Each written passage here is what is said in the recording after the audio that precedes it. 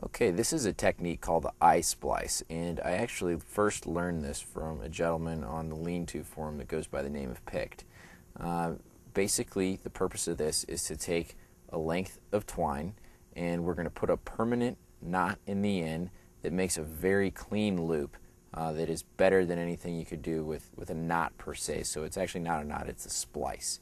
The way we begin this technique is to go to the very end of our piece of rope, and I'd say go up a good 4 or 5 inches and twist the cordage in the opposite direction that it's woven so that we open up a small gap. Then we're going to take the end and simply insert it through to the desired loop size that we want. Then we're going to twist it back. So now we've kind of gone back through our own piece of rope. So now immediately after this, we're going to untwist again and pass the end through yet again. And as we pull that tight, we're going to twist it up again to shore it up and tighten it. And then we repeat the process yet again and simply untwist the portion right behind it, insert it through and pull, retwist. I like to do this several times. One here, and I'll get one more in just for good measure.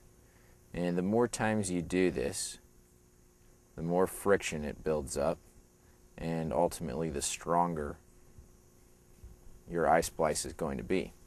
So now we've gotten down to here, and we've got just a little bit of loose end hanging off.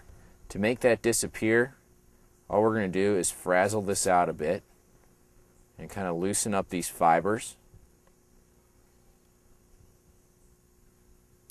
And then we're simply going to untwist a large portion, fit these in the middle, and then retwist it together. And that causes those to kind of disappear into the mix.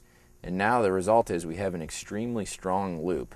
This is really useful for a lot of things in trap components, especially snares, because we don't have a knot that's going to bind up and catch on things. You simply put the end through the loop, and now we have a really effective snare.